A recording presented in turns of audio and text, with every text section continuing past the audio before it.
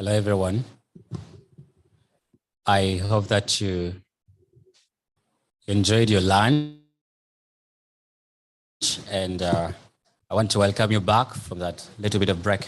And so many things have already been passed on or have been said in the earlier sessions, from the keynotes and also the Q&A that Napoleon or Engineer Napoleon concluded. I also want to bring to your attention that I will welcome shortly the person who will take us through the next session of the program. This is the 9th edition of DRIF 2022. Last year we were here, and this year's theme as well defines everything for all the discussions that will happen today.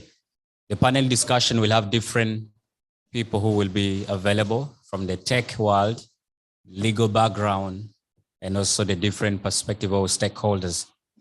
And all that will also present us with the opportunity later to ask them some questions in their respective fields.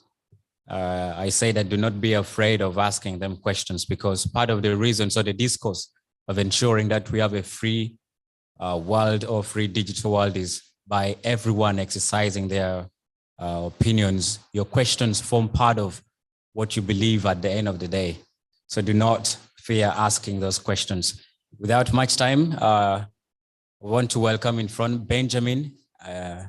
He's going to take us through the next, and he's a very renowned man, very skilled and also very vocal when it comes to such a world. He's well experienced in the world of journalism and media, and it is a very good opportunity that we have him today right here. He will be the one taking us through the next session, because experience is something that cannot be disputed. That is something that he's going to bring to our attention today. He will introduce and also speak of the guest or the panel members who will be here today. Benjamin, you're most welcome.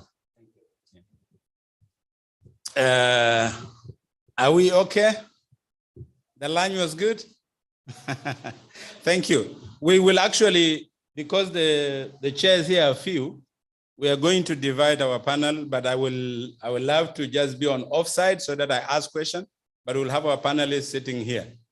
We have 5 people who will be here with us. We have 2 people from Legal Fraternity, and then we will have Eva Yai, who will also be, we will be discussing with her issues of GBB, and we will also have Joseph Malwal, who is also a lawyer, and then Wani Stephen, who is also a lawyer, and then Marina Modi, who is the head of DeFi Head, the director of DeFi Head. And then, of course, we will have Dana Denai, who is the executive director of Connecta. So what I'm going to do, I will actually ask Wani Stephen and Joseph Malo to come forward. Please, you can come forward.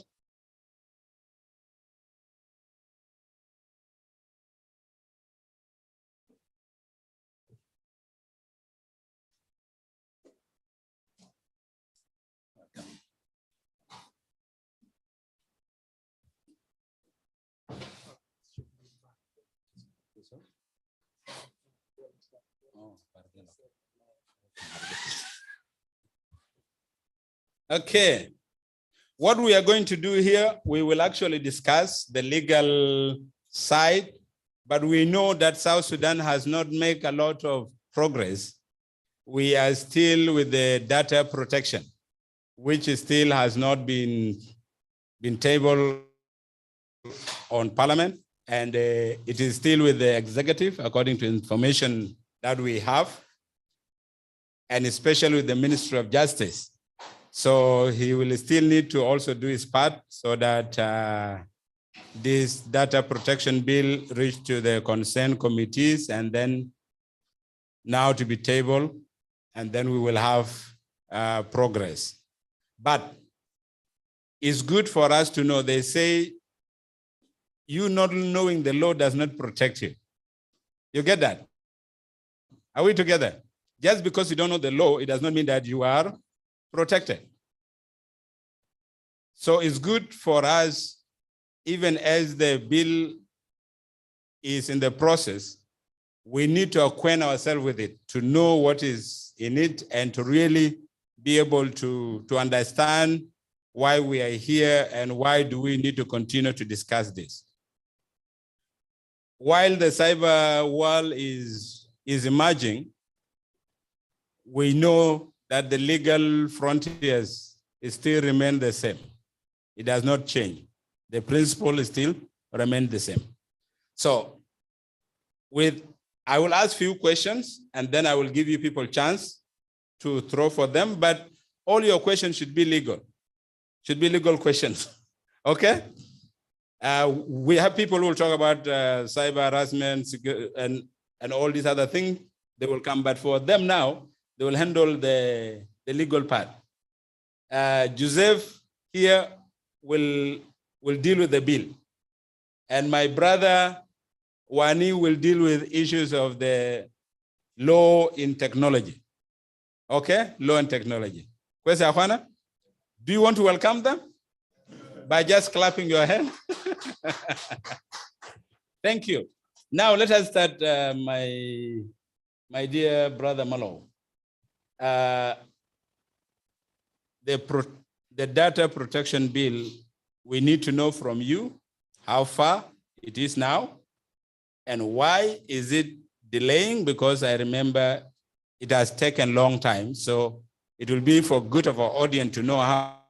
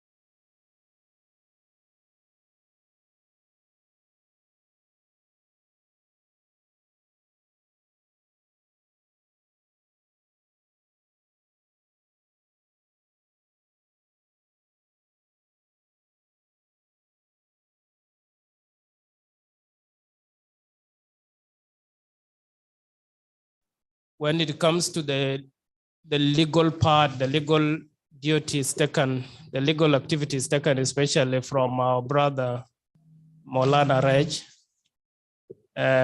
We have had much of consultations from, especially from the civil society. We have tried as a regulator, we are trying to make people own it, especially looking into the aspect of civil society, so that it can be people, it should belong to the people. It is not an attempt to make it as a law, authoritarian law. It is not the government. It should not look like it belongs to the government. So that is why it was brought to the civil society. And then you have already heard from Director General of NCA that efforts have been made to make induction to the specialized committee of the parliamentary specialized committee. This is where it should take effect, by the way, especially when it comes to the actual enactment into law to becoming an act of parliament. What remains now is sensitizing the document. Even the parliamentarians themselves need to be taught, need to be sensitized what it means, what data protection means, what protection, what is the data that we intend to protect, what the country intends to protect. You know, our parliamentarians are the people representing our rights, our constituencies. They should know and they should represent us as the people, and they are the one to make bills into law. So far, we are pushing the specialized committee, the parliamentary specialized committee on ICT and the law. 2 months ago, we brought them into the discussion by bringing them, introducing them to the law, introducing them to the sector. And I think it is taking effect. It is taking some steps from that point. Of course, we know it is a process. So are we expecting to see addition or subtractions of the bill? Of course, that is the nature of every law. When you put the data into discussion, and especially when you relatively discuss it, I mean considering other regions, considering the regional laws on data protection. We have taken much of our neighbors, like let us take Kenya, for example, and then we try to see what is that to be taken away from it and what is that to be added. We always expect that as a procedure in the parliament. Every discussion will have an addition and a subtraction from the law. One last question to you. So are we expecting some deadline, like 3 months, 4 months, 5 months, that this thing will be debated in the parliament and we might have way forward, or is just into infinity? I would not mention a deadline here because we know what the status of our parliament. We have had, we know how we have been struggling to reconstitute the parliament. I think it's part of it. It should be considered why some laws are taking long, and the parliament has just started. So I don't want to put some deadline into that. We know it has to go along with how our timelines goes with our parliamentarians. Okay, thank you so much. Wani, it's good to come to you. I really want you to introduce yourself fully to my audience so that they know, because even me, I'm still trying to get what is this technology lawyer? How does it look like? Does it need to be someone who knows how to do coding? Is it different from Mellow? Something like this. Are you getting it? We are all in the learning process. So it's good to hear from him and let him introduce himself fully. Okay. My name is Wani Stephen. I am a tech and IP lawyer. I have a master's in information technology law from University of Sussex. That's in Brighton, the UK. Yes, so I work with a law firm called Witness. Yes, can you guys hear me? Yes. All right. I work with a law firm called Witness Law Advocates. That's a continental law firm based in South Sudan. We offer services in South Sudan and throughout the region and the continent. I also partner and work with the civil society and international NGOs such as ISF, Internet Sans Frontiers. Internet Sans Frontiers is an international organization based in France that offers, that promotes access to internet and also promote digital rights throughout the world. So that's something brief about me. Yeah. Does anyone among you want to be a technology lawyer? You can consult him for free. I'm very sure he's not going to pay. But when it, let me ask this. With the country talking about transforming itself into digital, everything is becoming digital, and with the delay of the protection, with the digital protection law, what effects are we looking at? Well, I think there is something that we need to first acknowledge, which is that data protection is very important. So the fact that the bill is taking long to be enacted into law, it has a lot of impact. It has a lot of impact on. It has economical impact, and it also has impact on people's data. Because there is a lot of violation as South Sudanese. We know that not only our government, but even companies, telecommunication companies, ISPs, including NGOs, by the way, international NGOs and local NGOs, misuse the data that they collect from South Sudanese citizens. So there is a huge need to enact that law to make sure that this data or South Sudanese personal data is protected. And that is the role of that is what the bill aims to protect once it becomes a law. It aims to regulate not only the collection, but also the collection, the processing of personal data. It also has provisions that governs data transaction from one country to another. So that's why it is important. Yeah. Very good. I think he should have talked for a very long time, so that we learn more. But now, let me ask, what legal aspect are we really concerned about when it comes to issues of data protection and online safety? How legal is it? I thought it was only dealing with issues of softwares and maybe contracts. Okay. Data protection is one of the many laws that we as South Sudan we're supposed to have that governs the intersection of technology and law. So there is other laws that also we need to consider. For example, the cyber crimes and computer misuse. We have a cyber crimes and computer misuse provisional order that our president has signed into law last year in May. Now, the reason why I'm saying that the president has signed into law because this law did not go through the parliament. So the executive and the other stakeholders, government stakeholders, because they've seen how important that law is. And by then, I think last year in May, the South Sudan reconstituted parliament was not yet reconstituted. So there was no parliament in session. So I think there is provision within the constitution that gives the president to sign legislations into law or bills into laws pending the parliament. So initially, now that we have a parliament, so initially that this provisional order is supposed to be taken back to the parliament to formally go through the process and make it as an act.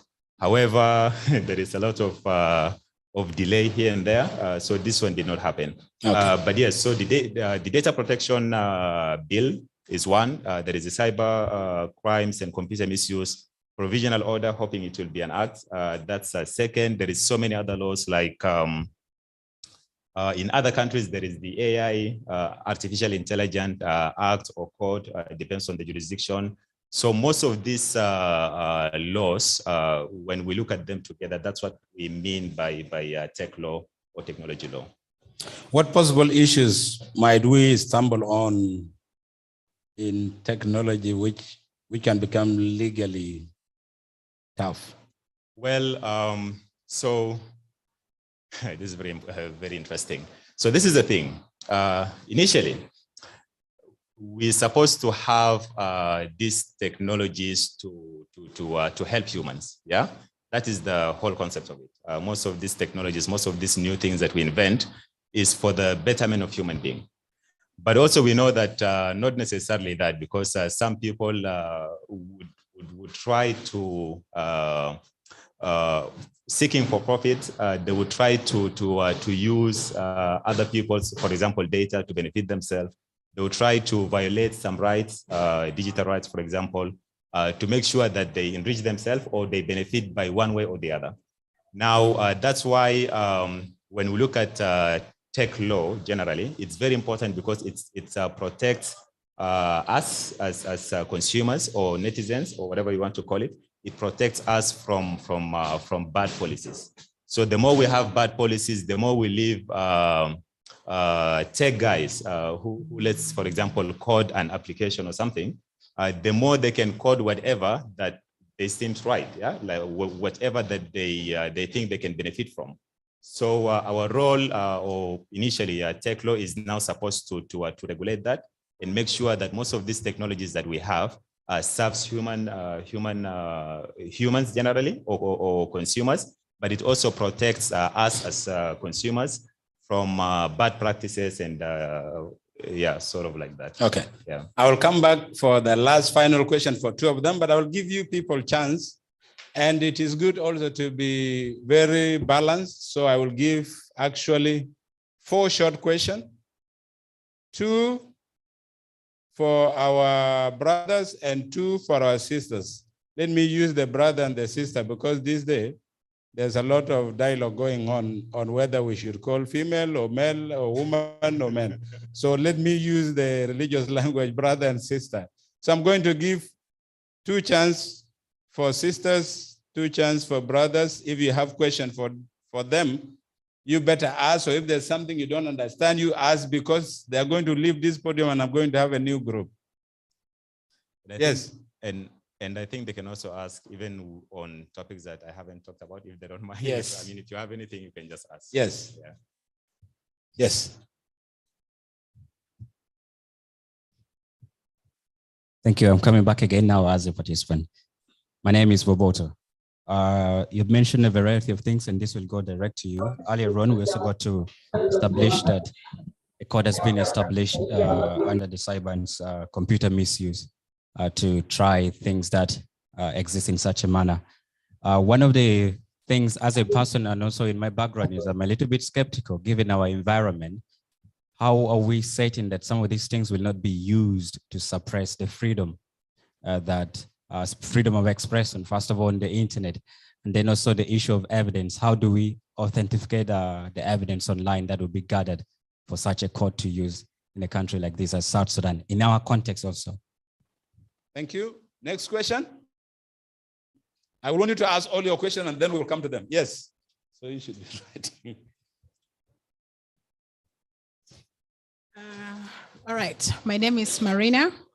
And in my usual digital rights and community engagement endeavors, I have met questions relating or scenarios relating to data protection.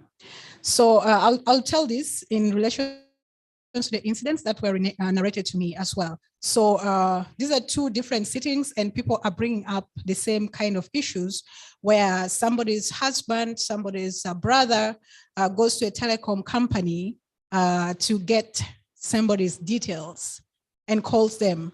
Is that legal?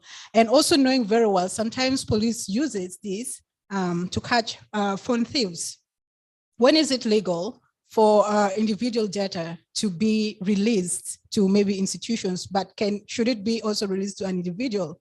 And in that case, will the data protection law still protect these individuals should they decide to take it to court? Will it protect them even if these incidents happened as early as 2018? Because these are going to be enacted now. Those are my questions. Thank you. Tamam. Those are tough questions. Okay. Yes, we are remaining with 2. Yes.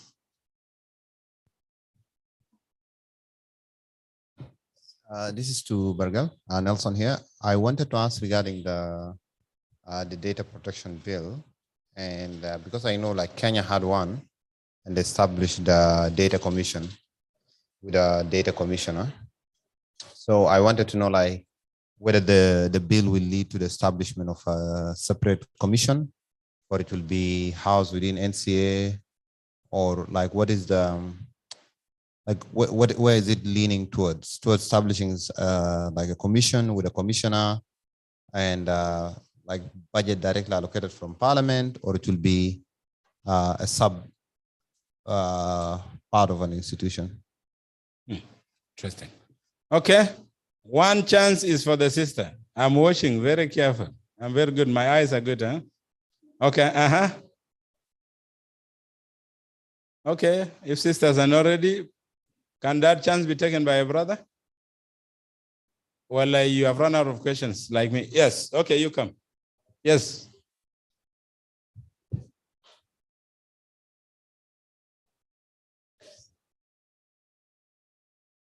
Thank you.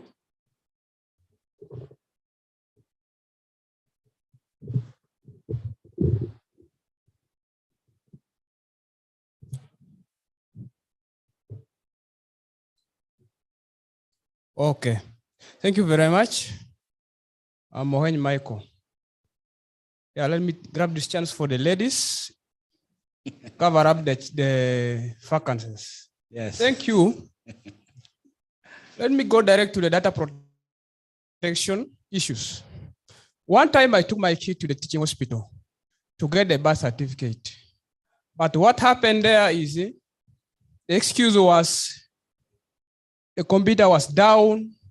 So the only thing is the data has to be taken out so that will be printed from the nearby business centers. Now, I want to know exactly how is that data really protected? Because the data is supposed to be kept within the hospital premises and it has to be used by the hospital when it is necessary. This is exactly what I would like to know. Okay. Thank you. Thank you. Now, I'm not a legal person, so I'm handing it over to them. Yes.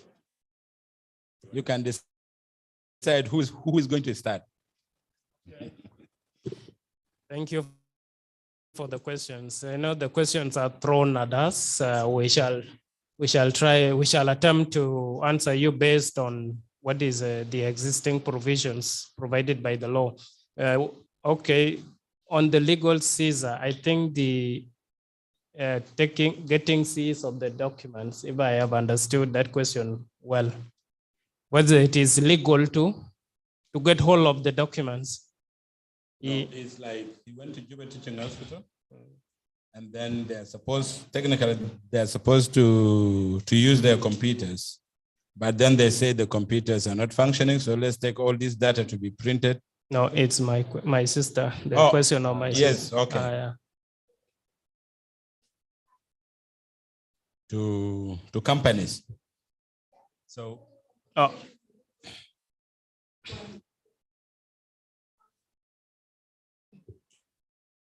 Okay. So let me just chip in, Marina. Thank you so much for that question. Yeah. So this is the thing. Before we had a lot of companies that are having malpractices and they mishandle personal data of their customers. And we know, for example, a while ago, you will find the practices that you have just mentioned, whereby if you have your girlfriend and you suspect that your girlfriend is cheating or your wife, and then you just want to know, yeah, probably you know someone in whatever telecommunication company, you give your girlfriend's number and then you tell that guy of yours to give you the people who are calling this number. Now, obviously, that is a violation of that girlfriend or wife, husband, or whoever. If the company gives that data, they are violating that. So this is why when we look into the law, the data protection bill covers such malpractices. It provides for example, when personal data is supposed to be shared with third parties, and I think within the context of the law, there is the bill provides for sharing of personal data for example, investigation purposes. So if there is a legitimate crime that the police is investigating, they are within the context of the bill, they are allowed, the company is allowed to share the data only for that purpose. However, it is not only, it is not open to any policeman or police person to just go to any company and ask for this data. So the bill also provides on how and from who this request is supposed to come. So the bill provides, for example, it's supposed to be through the public prosecutor attorney, and at some point it's through the court. So it has to be a judge that is supposed to issue this order, for example, for certain data to be availed, because it's literally links with privacy and someone's privacy. So it's a little bit sensitive issue. Now, last year I had the opportunity to, while I'm working with the Internet Sans Frontiers, I had the opportunity to do a research, and we are pursuing a possibility of suing one company in Botswana. So this company has availed geolocation data of a journalist to the police. Now, because of that, they have availed this geolocation data to the police. The government in Botswana has managed to arrest this journalist, and prosecute them. So we, until now, we are still trying to see, as ISF, we are trying to see the best way to hold the Botswana government accountable for that, because it's a violation of personal data. But not only the government, but also the company who has violated that. So to answer your question, yes, there is a provision within the law, within the bill, that basically governs these matters and allows for personal data to be shared, but it's not unlimited. It is limited to certain things. One of them is legal procedures or investigation of a crime. That is, I hope I've answered your question. Yes. Let me just dive into the other ones. I would leave the issue of commission. The issue of commission to you. Yeah. So someone asked about they gave us an example where they went to issue a birth certificate for their cousin or sister, I'm not quite sure. And then this institution went and printed the document outside. Now, obviously, this is a little bit sensitive issue, because when you bring this data in a flash or whatever and you print them, of course, as someone who's printing that, I can retain a copy of it, which is a huge violation. Now, once the bill comes into existence, most, if not all, institutions will have to devise what we call a privacy policy. Now, the privacy policy would govern how this institution is supposed to deal with everything. So, for example, you walk in, you want to get something from that institution. Now, obviously, you leave certain information and certain data with that institution. How are they supposed to handle your data? So, for institutions who can be considered as, for example, data controllers, they are meant to have a privacy policy that will guide them into dealing with people's data. So yes, that is to answer your question. That practice is wrong, but once the bill comes into existence, most institutions would have to devise privacy policies that would govern how they deal with customers or users' data. The first question is in misuse of the cyber law. Let me just put it broadly like that, yeah?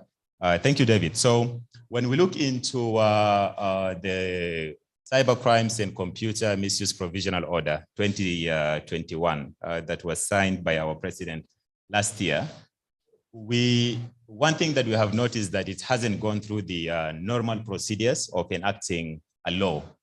The parliament was not it wasn't yet constituted. Regardless, the legislation has been signed and it's law. And now we know that the ministry is on the process of implementing that. Now, that raises a very critical issue. One of them is that this legislation has not gone through the process of public discussion.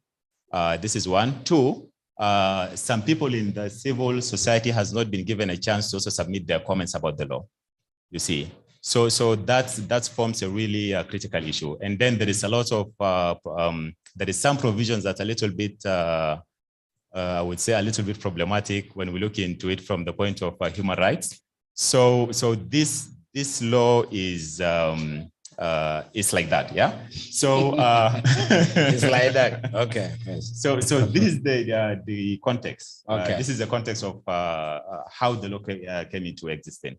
However, when we look into the law itself, it has good provision that aims to protect South Sudanese and foreigners who are, engaging or using the digital technologies online. However, when we look into the region as well, we know that such laws can easily be misused, and it will result to a lot of problems. It will result to a lot of digital rights violation. We know, for example, in Uganda, a few years ago, the Ugandan government has managed to use such legislations to basically stifle freedom of speech online. And we have also seen in other countries. I've just given you an example of Botswana. So yes, this law as it is, it's a good legislation. However, it can or it may be misused to violate digital rights. That is why it's very important for all of us as people, as civil society, as stakeholders within the digital ecosystem, to look into this law critically and lobby for better laws. So we need to also advocate for this provisional order to be taken back to the Parliament and enacted as a law, because once it is taken back, we can have a chance now to insert our inputs, to provide our comments. Similar to what happened to the data protection bill, I think civil society was given ample time to submit comments. Okay. And I remember my law firm submitted a comment to NCA on the data protection bill. Thank you, Stephen. So yeah. Thank you. Now, let's go to the question, where is this data protection bill directing? Will we be able to see formation of commissions or a body that will be responsible for this?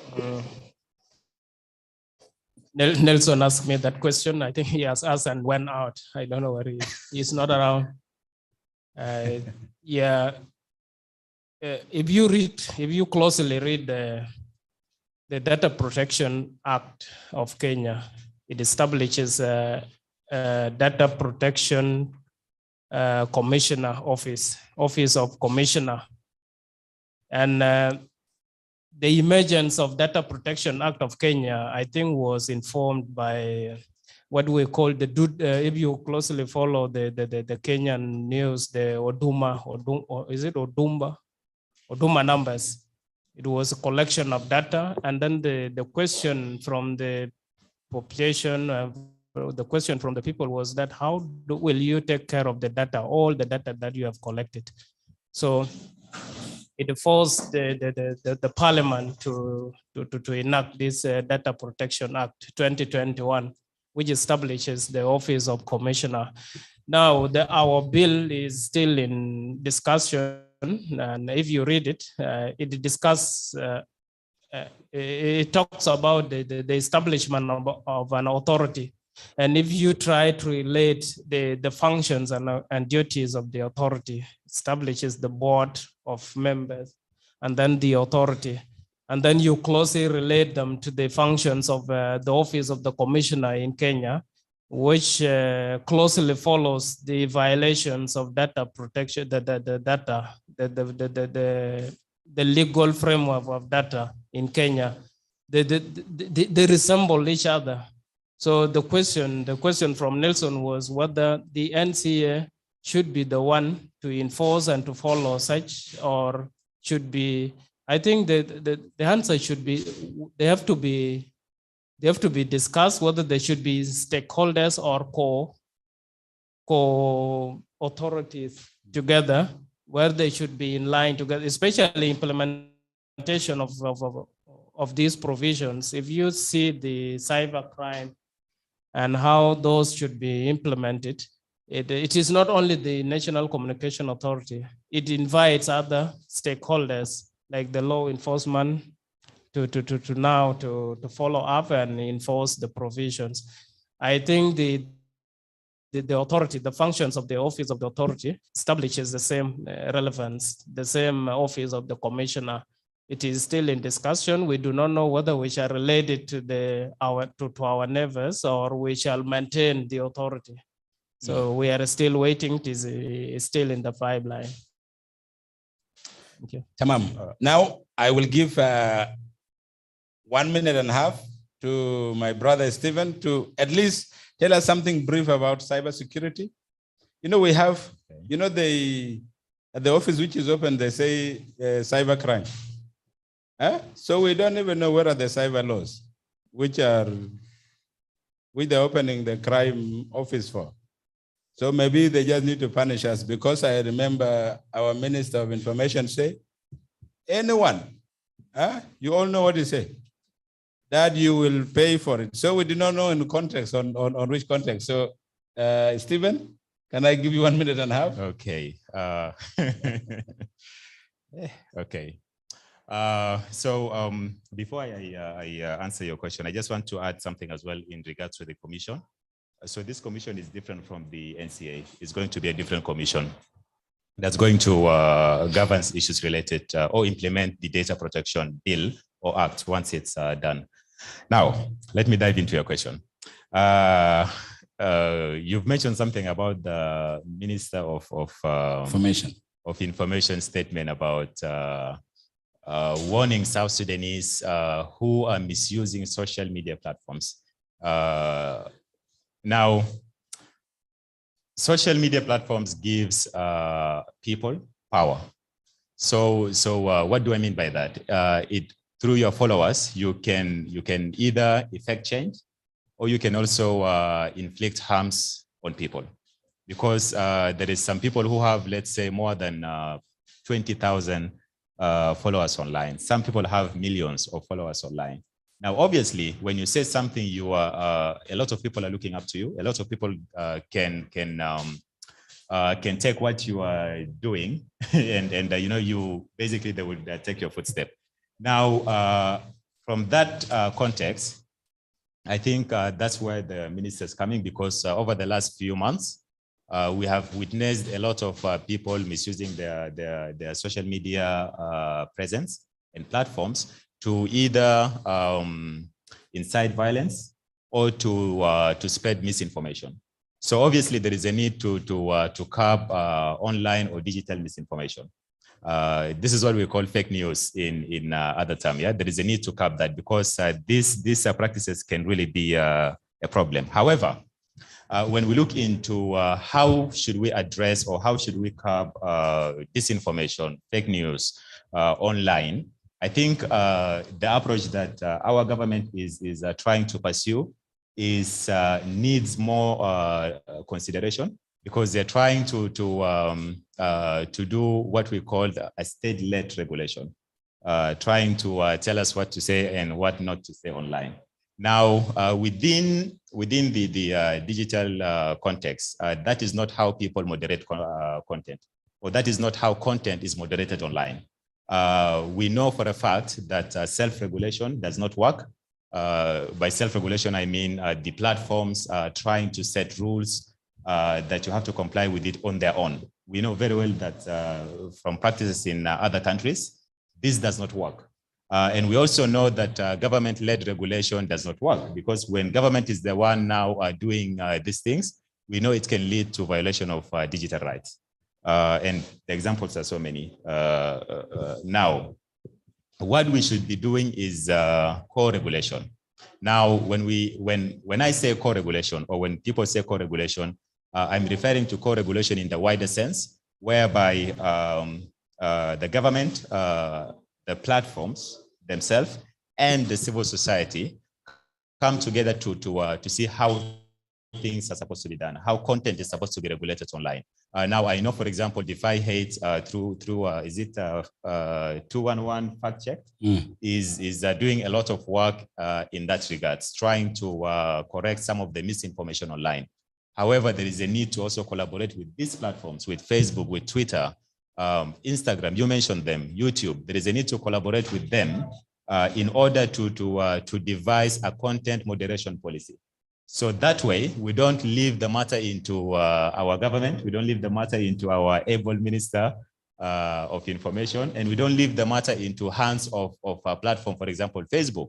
Sometimes you say something that is not even problematic, but your content is being taken down automatically by AI or by algorithms. So we don't do that, but we leave it to a core regulation forum that would devise the policies on what should be done about content within South Sudan. And that's how the practice is. That's where in the world, in Europe, the same thing. And I think we can learn from that. We can learn from experiences from other jurisdictions as well. Thank you. Now, we want to clap for them even as they leave the podium, and then I will call the three guests to come forward. Can we put our hand together even as they leave the podium? Thank you so much. I believe you have learned something, if not everything. Okay, I believe you have learned something. And it's good, as I keep saying, you not knowing the law does not prevent the law from not punishing you. Are you getting me?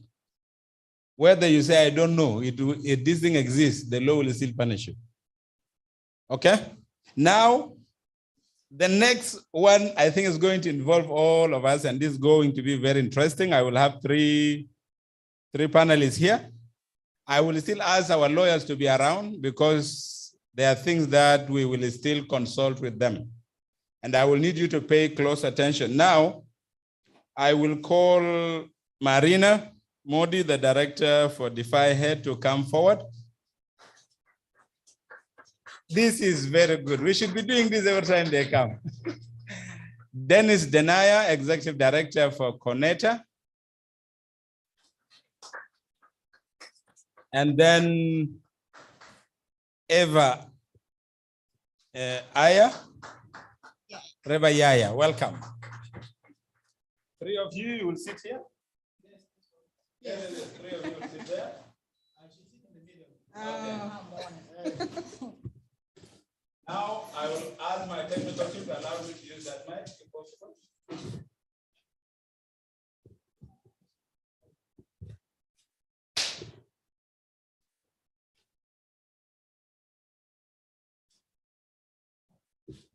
These are .com, you see them? Even the way they look, you can know these are .com. We have BBC generation and we have .com generation in South Sudan. BBC generation are those who are born before computers, and then the .com are here. You get it? The Director General who was here is actually struggling with to help our BBC team. Because I will give you, but I will not mention the institution. One of the directors was conducting a contract with the Japanese institution.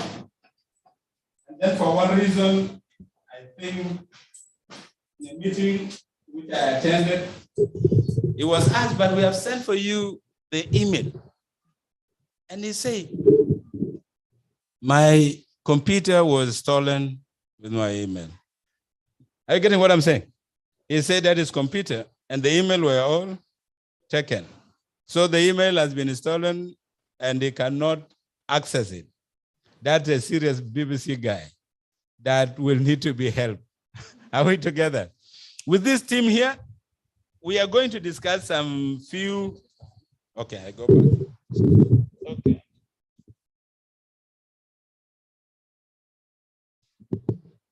I'm trying to be .com also, so don't worry. We will discuss cyberbullying. Huh? There are a lot of those things happening. And then we will discuss non-consensual sexting. Huh? Are we together? My team, are we together? I'm trying to use technological term, digital term. So I look at, they call it non-consensual texting, whereby you send videos or photos which are, okay, they will talk about it. And then we'll talk about doxing, and then we will talk about emotional violence and psychological violence. Okay, we will all handle this. Marina is here. She's dealing with DeFi Head, South Sudan free of hate speech, much. And they have 211 fact check. And I have benefited a lot from that, that program. There are a lot of pictures being posted there, and then I will wait always. I will not comment. I say, let me check 211 until they post, and then now I will comment. So let us start with Eva here. Let her introduce herself fully and what she does. And then we will move like this. So you're welcome. Thank you. So good afternoon. My name is Eva Yai, and I work for a technology organization called Go Girls Ict Initiative. I'm one of the co-founders, and we deal with digital literacy for women and girls, and mostly we deal with grassroots. So we start from primary and secondary schools, but also universities, trying to engage these girls in technology and how to safely navigate the online spaces. And yeah, we also do research in the areas of technology. Thank you. Okay. Let's go to Dennis. Introduce yourself fully. Thank you so much. Good And afternoon. in case you are married, you can tell us before your wife take you to the telecom company. Okay. Just joking. Okay, welcome. All right. I work for Connector as the executive director. I have a team that is doing a great job, and there are some of them are here helping to make sure that this event goes well. Connector is an innovation-led organization. If you heard of the SDGs, you've heard of them. So the SDGs are there, and our main focus is to bring innovative solutions to the SDGs. And then digital literacy, rights, inclusion programs are also in some of our activities. We do that. That's why we have the event here. My career is in IT, and that means I would want to encourage many people also to do the same. And I call myself a mentor to some point, because there are young people that I always tell them, you know, I love doing IT. Please join me in a way, trying to encourage them. So briefly, this is what I do at Connector. Okay, thank you. Can we clap for them? I forgot for us to clap for Aya. Yes, Marina. Yes, so my name is Marina Modi, and I am the Executive Director of Ict Now Initiative. And you're welcome, since it's the first time I'm coming to sit here to officially welcome you. So Ict Now works on multiple things, including digital rights, digital literacy, and we are trying to engage the community in a way of making meaningful relations, meaningful interactions, both offline and online, to build a community of harmonious people in South Sudan, but also the general South Sudan community. So in our works of digital literacy, we have two flagship projects. And one of them is a 2-in-1 check that talks about information verification, and we train people in regards to the same. And the second project is related to cyber safety, your safety online, your passwords, how do you avoid scams, how do you keep yourself safe, how do you navigate the online community or forums as a digital citizen. So that is part of what we do here, specifically related to digital rights. But also as an individual, I have been documenting the use of digital spaces, especially for women, and how they're using it to change conversation about social norm, as well as teaching in academia in regards to reporting on digital rights, as well as using ICT for peace building. Thank you so much. Can we clap for her? And I want you to have your pen and your notebook and ask them serious questions, because I'm just going to give them some few questions, but ask them, because I know some of the things we are going to say here, you will be wondering, are you part of this or you are not? So let us start with Eva. You have heard from our lawyers, and there is this data protection law that we are hoping that it will see light, God willing. If this law is out, how do you see it helping your initiative, and especially women and girls? Thank you very much to our lawyers and the organizers of the event, DRIF and Connector Hub.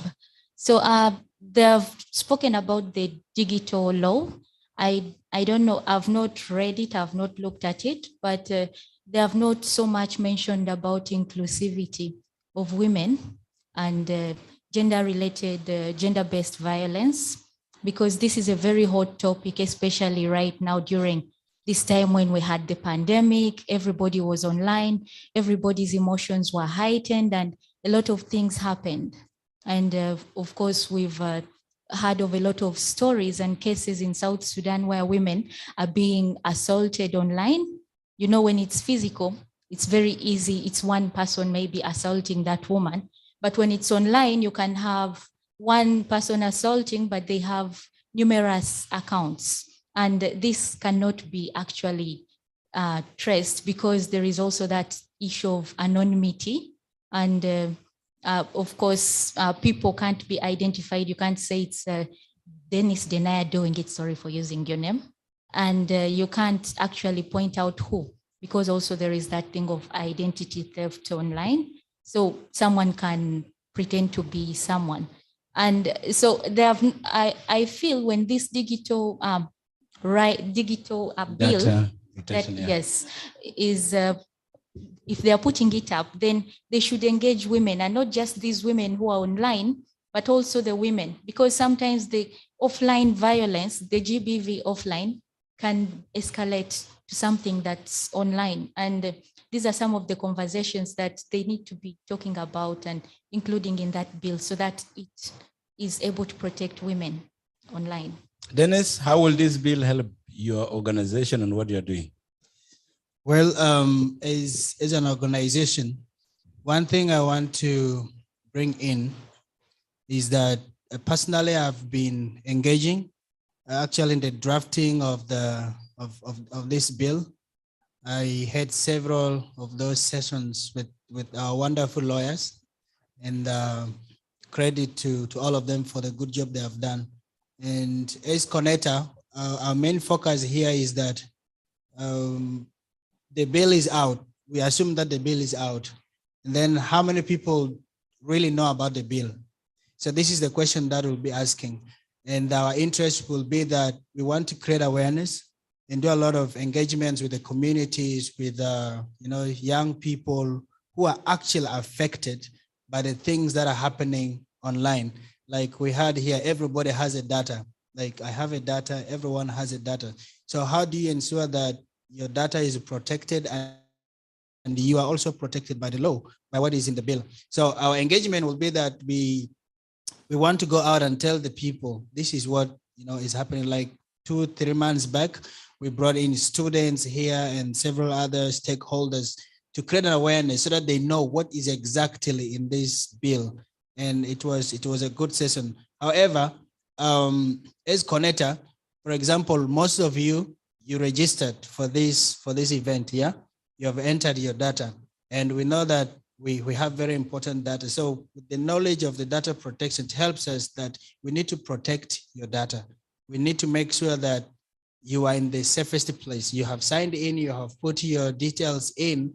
So this knowledge is in us, that we have people's data, and definitely we must protect their information. So this is how the bill will help us in a way. In case it is hacked, but okay, we'll come to it. Marina. Yes. Yes, how will this data protection bill help defy hate?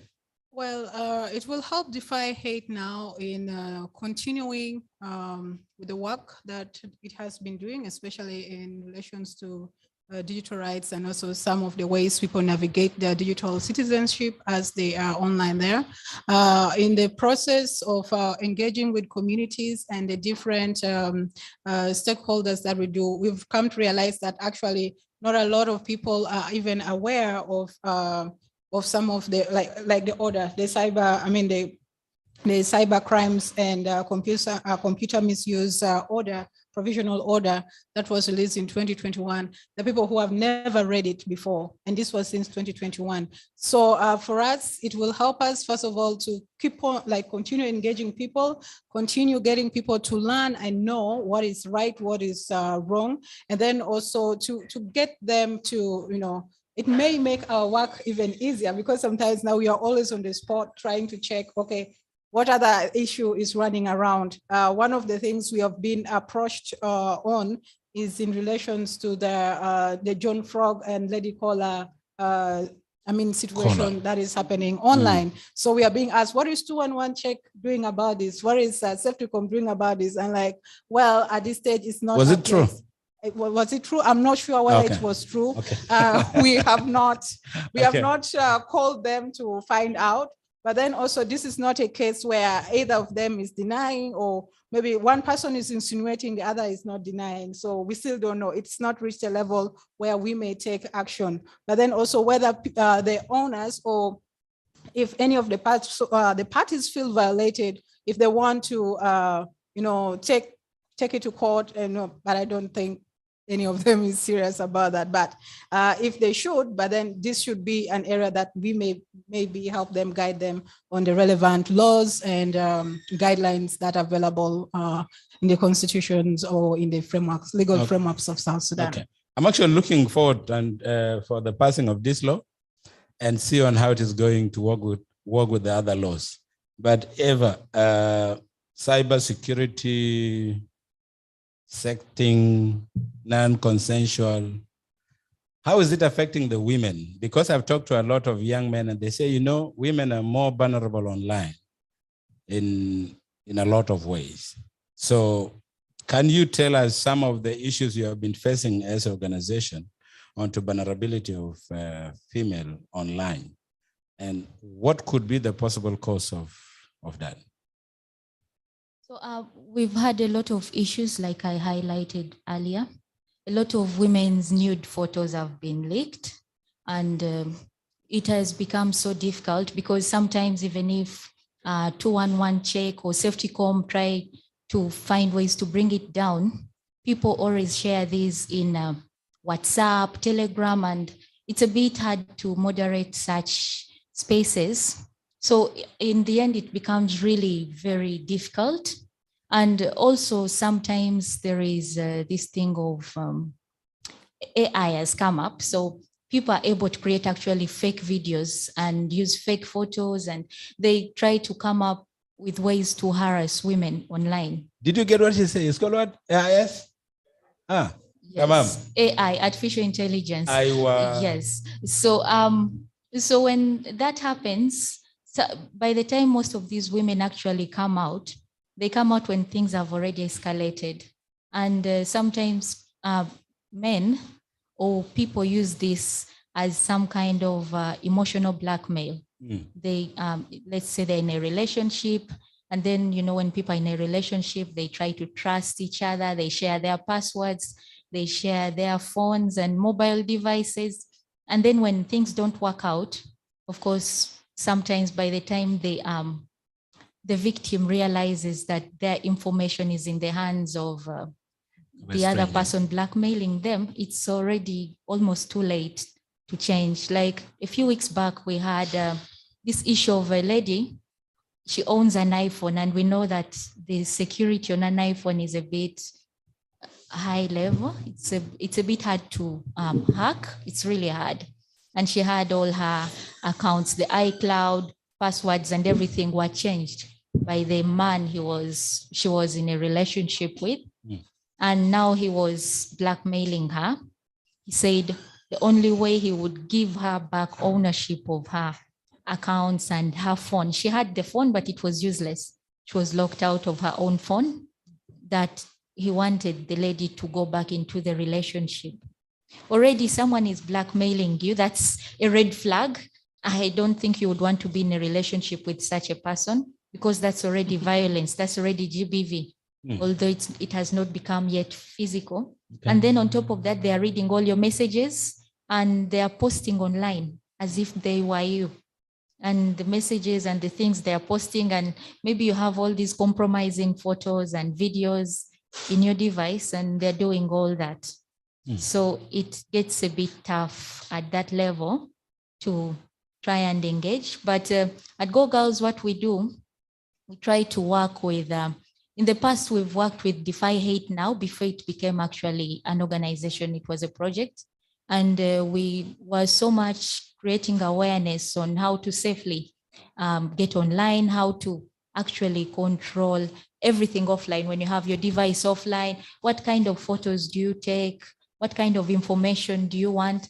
And then, of course, create awareness of the, it's called deepfake, artificial intelligence and deepfake, where someone tries to use bodies of other people in compromising situations, but they put your face even if you're actually innocent. So we try to create this awareness and give these women and girls basic skills on how to be able to fight some of these things, because you can't avoid deepfake. I mean, even the president of the US, the former president, Barack Obama, there was a deepfake video. Okay, it was not a compromising video, but there was a fake speech that was not by him, but they used his face and they created a video and made it seem like as if he was the one actually giving that speech. So we try to create awareness and try to bring to the attention of these women and girls all the different trends and everything, because technology keeps on evolving every day and we have to keep up. Thank you. Interesting. How many of you want to be in that situation? I tell you. Okay. Dennis, did you encounter issues, whether with you directly or with people you know, issues of cyberbullying? I could say yes. I've been bullied online. Yeah, and I think almost everybody knows that. And it's still ongoing. You know, there was a time I was asking for a lawyer. I want somebody who can really be there and say like, okay, Dennis, we're taking this to the court. I'm happy that there's a what is the name of the court? The cyber crime. Yes, cyber crimes court. So I think very soon some of our lawyers here should contact them.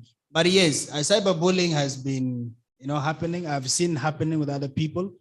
They've really been bullied. Somebody takes advantage of you and, wants to make use of your status somehow online. And mine, where people want to force me to get married. Okay.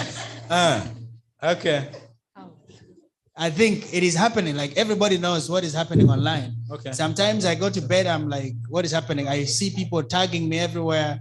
Anything, any nonsense, somebody wants to tag me. Even those I don't know still want to tag me, yeah?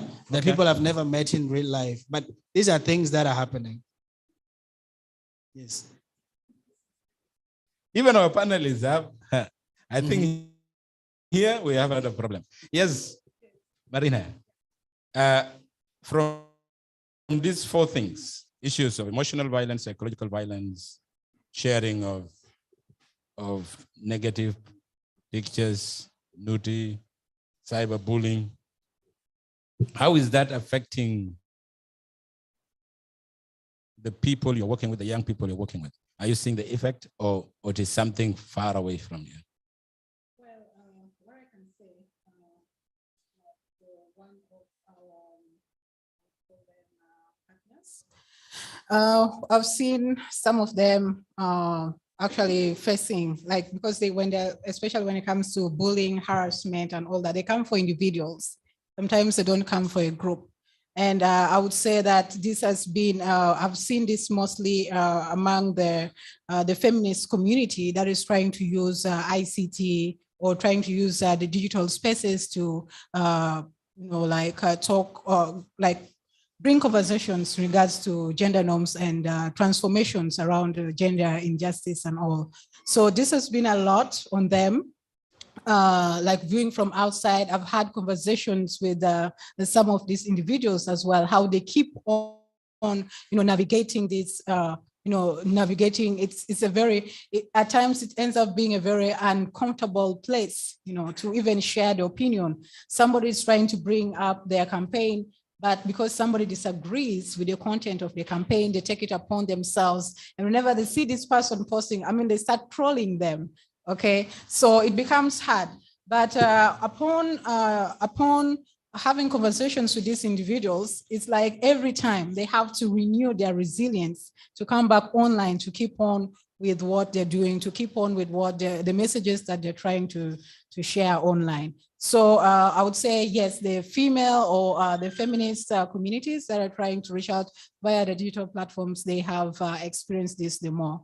But for the other people, it may have not been GBV or cyber bullying and all that.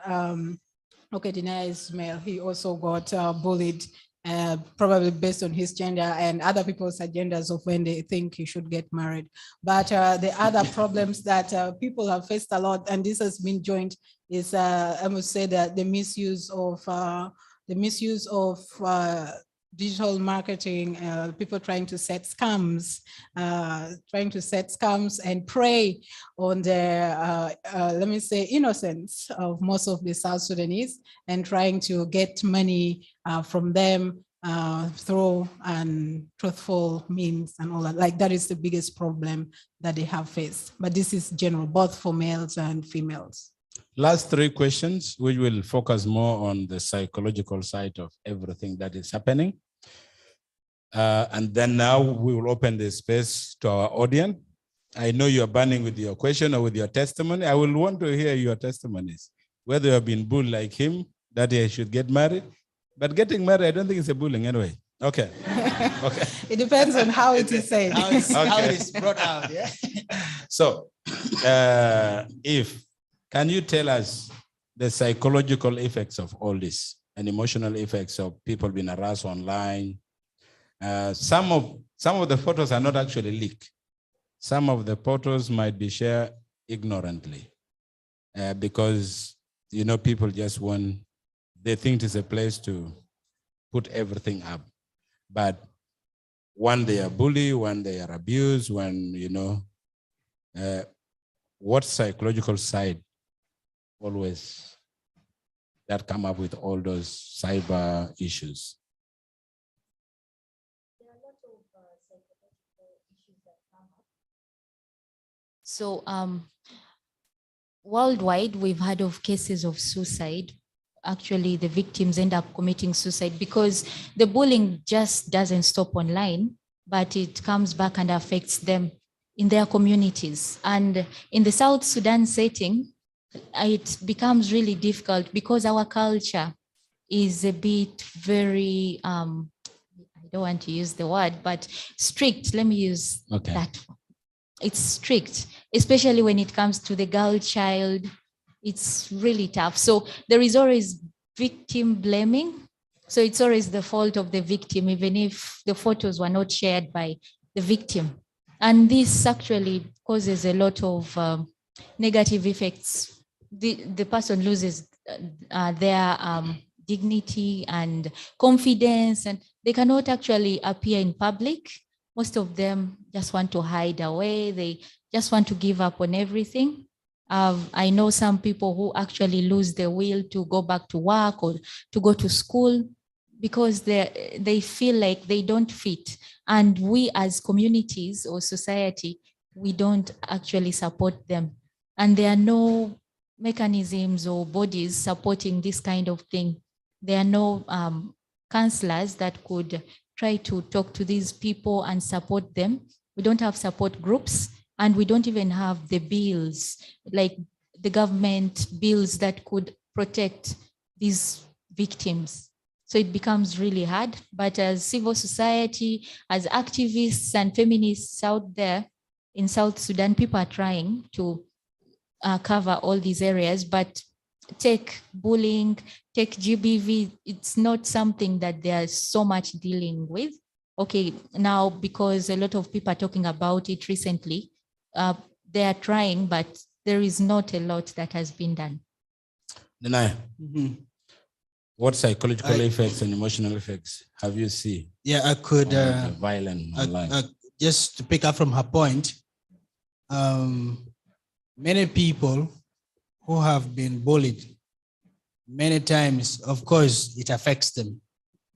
And there are cases of people even committing suicide because of, you know, they have been bullied. By the way, when we talk about the cyberbullying and online things, these are not different from the real life. Like we had here from the previous speakers, when they said human rights and digital rights are not different, because what happens in the physical translates into the what? Into the digital or online, which is also the same, the spiritual, they say so. So there are people, they get affected because if I have an issue, for example, with her, and then she takes it online and I never expected her really to do that, it affects me because people will know me. And then when I go into the community, they'll say, you know, we saw your things. We saw your things online. Yeah, we saw your things online. We saw what, you know, was happening with you. Definitely, I become affected. It happened online, but it affects me in the physical. So in many times, marriages break. You know, marriages break, people commit suicide, and friendships end. And when friendships end, then the bullying continues and continues. Like we had the expressions. So it has an impact, definitely, which is negative to everybody, the person who is affected. Yeah. Marina? Yeah. So in regards to that, when people are bullied, when people meet all these negative energies online, it does really affect them emotionally and psychologically. Some people withdraw. Others would go to the extent of deleting their accounts and all that. That is if they have been affected, because the option is to either fight back or retreat. Yeah. So some of them they really withdraw from social media, like maybe until people forget, until something else comes up. And sometimes something else comes up. The people online, like the attention span sometimes is not too deep. So when some new intriguing thing happens, and then it takes them up, they start discussing that and they discard the other items. So some people do really they will withdraw from it, much as others stand to fight back and maintain their ground and keep to that. So yeah, I've seen people who are like, I'm giving Facebook a break. Okay. 2-3 months. Definitely there's a reason. Something somewhere is not right. Okay. Yeah. I think I will set up a cyber counseling page, something like that. Yeah? Don't you think I can do something like that? Okay. Eva, how careful should we be online? That's Because it seems even the boyfriend and the girlfriend and the husband, they are strangers online. that's a very complicated question. It doesn't have one answer, one correct answer. So, but from a cybersecurity point of view, to be secure online starts from your offline behavior. Okay. Because most of the cyber bullies are not people who don't know you, or if they don't know you, they have ways of getting your information. So you have to pay attention to everything, not just the information online. There is something called social engineering, where they try to study your behavior. I befriend Denaya, but because I just want to pick some information from him and from his maybe way of life, how he takes his breakfast and lunch, I'm able to guess his password, and then I get into his online space and I hack him, or I use that information to bully him online. So we need to be careful of. So passwords are important. Yeah, I always say we should be paranoid. I'm so paranoid. And me as an individual, I don't really allow people to access my phone. So there is this tendency of sometimes you don't have your phone, but you need to get online and then you borrow someone's phone. Could you help me with your phone? And I get on Facebook. I want to do something. Yeah. So I feel it's a personal phone and you should keep it and be careful. And then if you go to an internet cafe or public space, or if you're using a public device, please try to log out or try not to use those devices to get into your platforms or whatever you don't want people to access. And another thing people should watch out for. In the past, there was this kind of scam where they send you a message, I'm a prince from this kingdom in this country, and I have this money, and I can do, and then they're trying to get your information, and then they can use it against you. But these people have become smarter. These days, they are businesses. They'll send you messages, we are business and we can help you secure your website. These are people you've not given your information, but they're writing to you. So we need to be careful and pay attention to all the signs. It's just not one answer. I remember I was a victim one time of can you tell us of that kind of incident where it's these days actually cyber crimes are very lucrative. They are very profitable. So people use cryptocurrency and other things. They benefit a lot. So I always tell this story. I got an email just I think in January, and it was someone who wrote to me that they have my passwords, and the subject of the email was actually one of my passwords. So like subject, and then they wrote my password, One And of your then- passwords. Yes. And then they're like, we hacked into your phone and we know all your passwords and we've got all the information of your friends. And to save you from, and also they said they were recording a video of me. I visited an adult site. So they recorded a compromising video of me because they hacked into my camera. Adult, like a pornographic site. Yes. So it's called adult site. yes. For So mature people, huh? that's how they wrote the email. Yes. They said adult site. And then of course they were talking and typing a lot. So I saw the message, but sometimes you need to use common sense. I was just at home. How did you feel when I got it, I was shocked. Okay. And then the money they were asking for was a lot. They wanted over $2,500 in cryptocurrency to give me back my information. But as someone who is familiar with cybersecurity, yeah, of course I could still be, I could panic, but I sat back and I analyzed, I looked at the date of the message. I had missed reading it for like 2 or 3 weeks because I always flag messages from people I don't know, so they go in spam. So the duration was very long. If this was a serious person who was blackmailing me, they could have sent another follow-up email and they'll be like, why are you ignoring me? So I didn't reply to that message. And then, so when I saw the date, I realized these are scammers. The next thing, I didn't visit any adult site. Okay. And how would they hack me? So to also test whether they had my other passwords, I went to my other platforms that hadn't been hacked and I checked and I still had control because most of them are two-way authentication. If you're familiar with two-way, you enter your password, but you still need to go back and receive a notification from your phone or use some biometrics to give access to that. But to be very sure, I still went back and changed my passwords because I was paranoid. What if they sort of stole my fingerprints when I was sleeping? I don't know. So, and then the other thing, they gave only one password. If they really knew my passwords, they would have listed at least maybe more than one. Was that password they gave, was it correct one? It was a correct password, but I used it somewhere. Okay. So, and then good enough after a few days, they had hacked a website for, there is an organization called JICE, it works under Japan International Corporations Agency. So a government, intergovernmental organization, they had hacked their database, their online information was, so they stole our information because I had a profile with them. Okay. So good enough, these people wrote to us after a few days and they're like, we are sorry. There are people, they hacked our website and they stole your passwords. They wrote a message to everyone who had their information.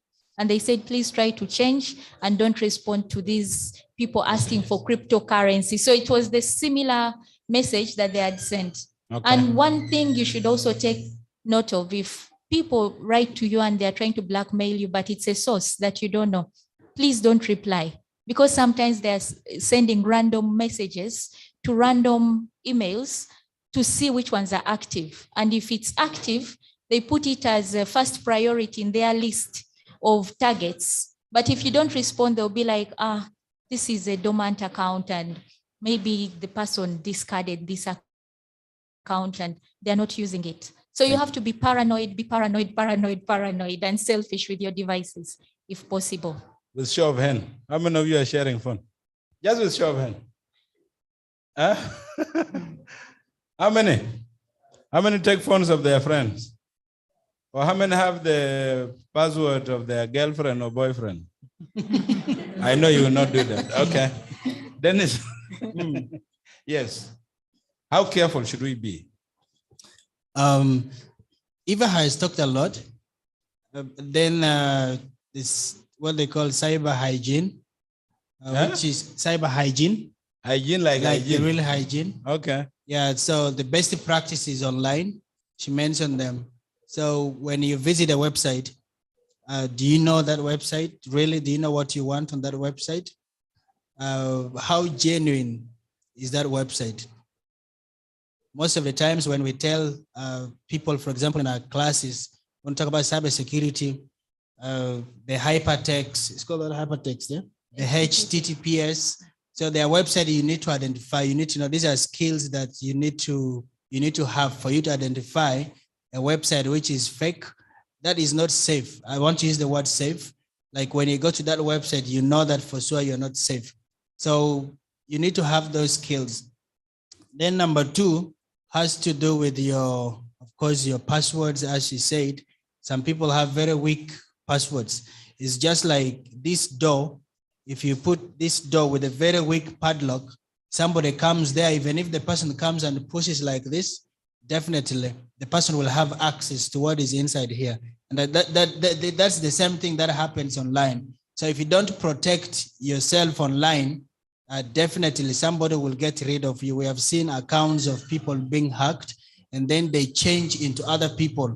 A few weeks or some time back, I had a message from Manasseh Lomole.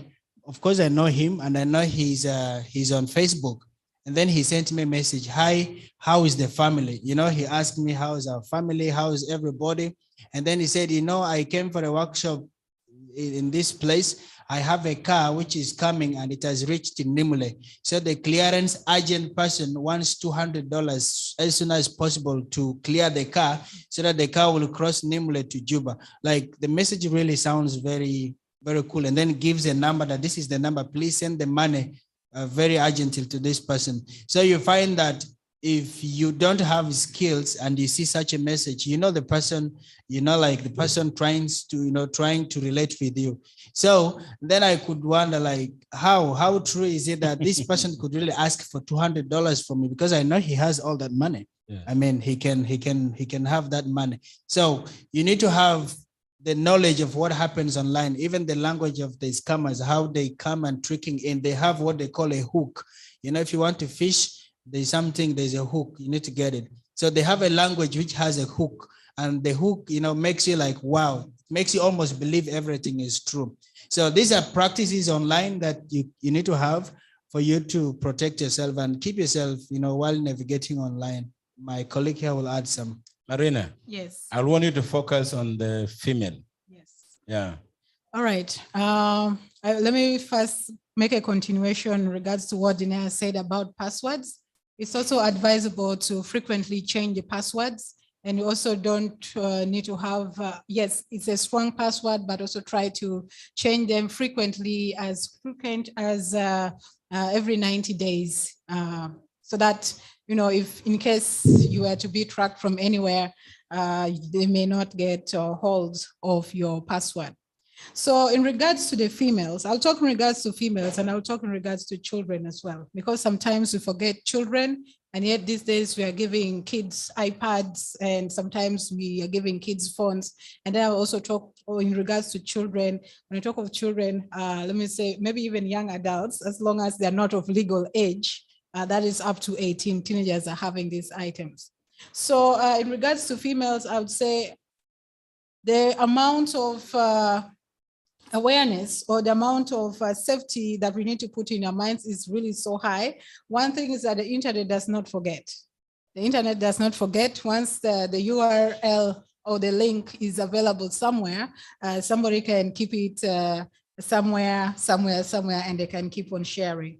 But then it is also important for us to be very vigilant on what we do offline. Sometimes I would say this is not like victim blaming. This is not victim blaming, but it's like people sometimes you don't need to really trust people too much, because yes, much as they are friends, sometimes people change, even if they have these explicit contents and all that. But then also, why are we making the explicit content?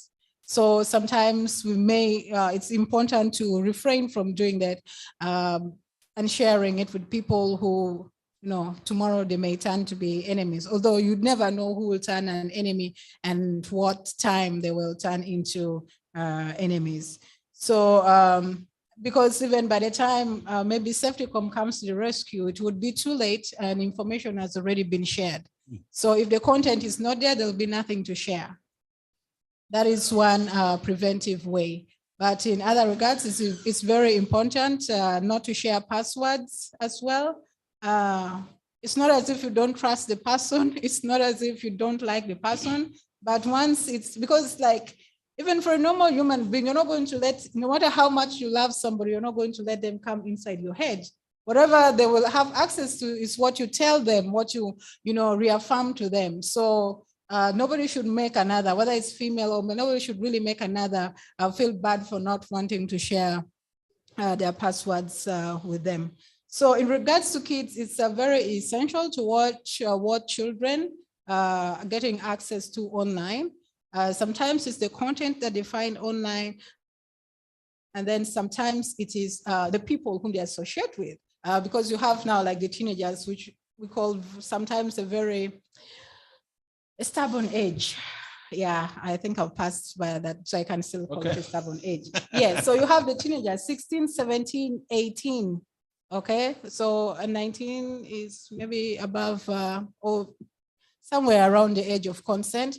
But before that, these kids can easily fall prey to other people. There are people out there who would pretend to be young people like them, but when they are actually preying on them. So it is important to get them, to keep them safe. If you have a younger sister, you have maybe a cousin, maybe a daughter, even sons, like even boys do need protection. It's not only the female children, but then also the male children as well. Can we put a hand and appreciate them for this beautiful time? And I think some of the things they have said might need a workshop on cybersecurity. There was one workshop done, and then this guy came, and that was in Connecticut, I think. So this guy came and just hacked all the phones of the people in the room. People were panicking like nothing. And I said, okay, then the way you are doing your things can also be a problem. She was very confident that she has not visited the adult side. Even if they come, how many of them, they say, this one has not happened. So what you do offline will be translated online. But now it is very tricky that whom should you trust? I'm going to give another chance for four questions, and then we will close. Okay? 4 questions, 2 male, 2 female. Or 2 sisters and 2 brothers. Okay, yes. You. And if you have given your password to someone, please change it. Yes.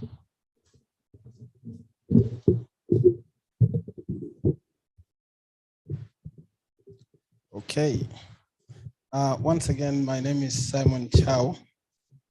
So whenever this kind of thing comes in, I kind of feel a little bit concerned and also a little bit emotional. Okay. Before I think I ask the question, this thing is disturbing.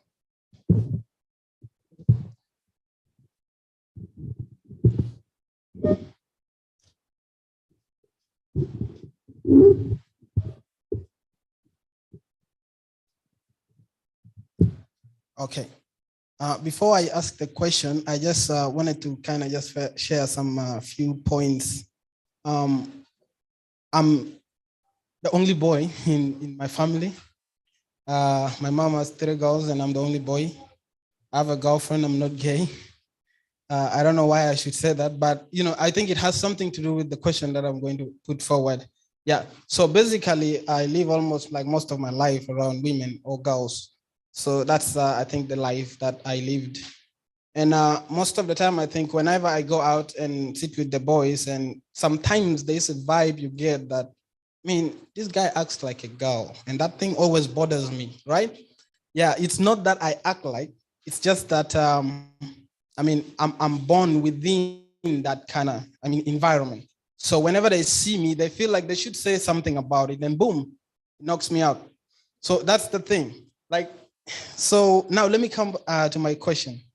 Whenever I hear such conversation, and I hear also feminists and guys like that talk, it hurts me a lot that there's always this one gender that is never been considered.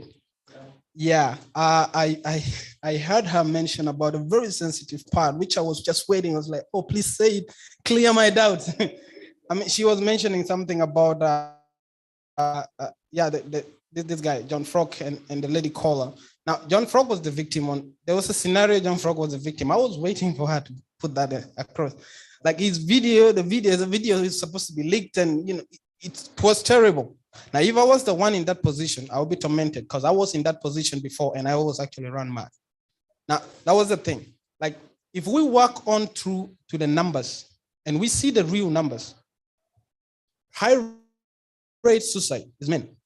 High jobless number is men. High bullied men. Like in schools, like everywhere. You get it?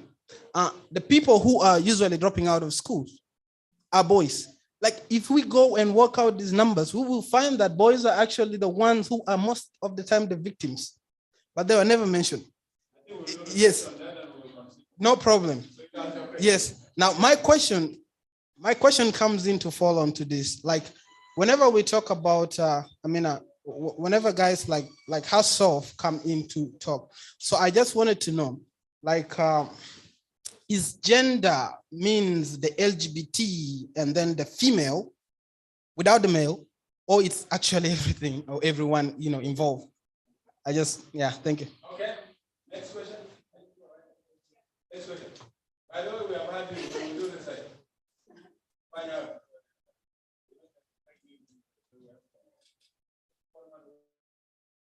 Yes.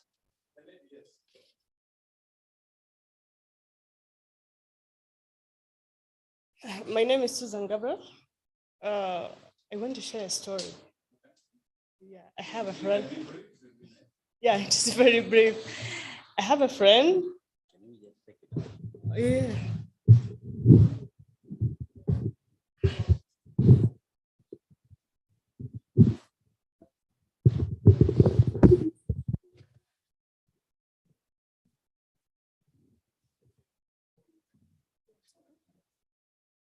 Yeah, she have a boyfriend and she's not educated. So her boyfriend bought for her a phone and make for her a Facebook page and do all the setting. So after a short of time, she realized that her boyfriend is a bad guy. So she wanted to leave him. After they'd done some other relation. So the guy realized the lady want to leave him, so he started use what they had done with her to harass her every day. If you not listen to me, I will do this. I'm going to post your picture, I'm going to show you. So she came to me and told me that I want your help. She narrated to me the story. So I told her, I failed to help her even. So as for you, what is your advice in such cases like that? Very good question. And I think our lawyers are listening. We have cybercrime. Okay? Yes? And then one last name. Yes.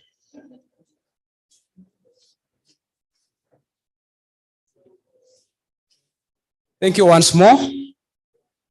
I think I don't have to repeat introducing myself. I've already talked about my name. Yeah, I have two questions, but first let me just have a supplement on how we can protect our data online. Thank you. It's okay, right?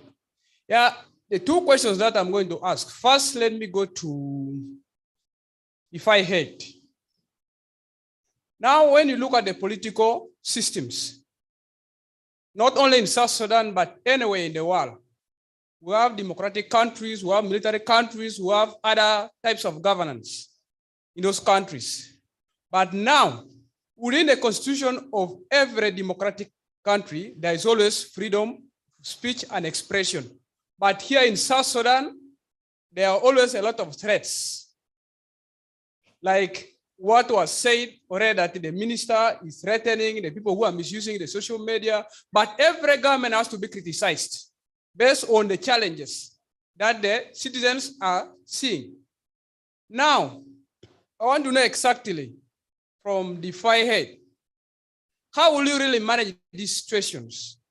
Yet the Constitution says that everybody has freedom of expression and speech. And when we are going to implement this on social media, as most of the current platforms used by youth, how will you really manage these situations? That is for the fire head. Then the second question is for Go Girls. Now we are talking about the digital rights and the inclusion forum. That includes everybody. We have men, who have women, who have girls, who have boys in the forum. But now, what I'm seeing, it seems the initiative only sidelines their agenda. Yet, outside there, we all have these problems. As somebody just talked about it right now, that we also have boys who are outside there, who are not informed, who are not at school, who are not completely exposed to what they are supposed to do, especially their rights. So my question is, why do you have to come up with this initiative and you exclude, boys? Thank you. I think we need to form a boys organization. Okay. And the question you have directed to the fire head, I will take it from Marina, and I will give it to our lawyer behind there. So you prepare to answer that question to do with expression and the government and so on and so forth. Yes, you can.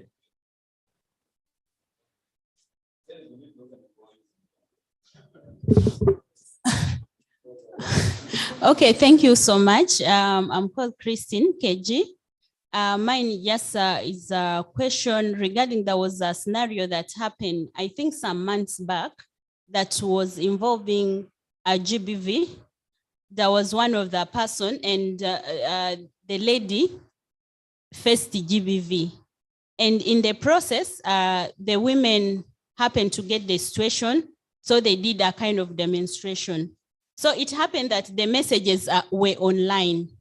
But in the process, I was monitoring how these messages were moving online. It involved a lot of bullying, a lot of abusive language.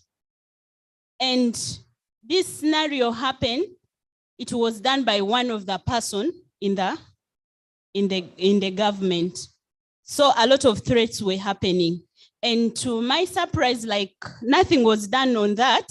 It's like everyone kind of went silent. No one talked about the hate speech that was there.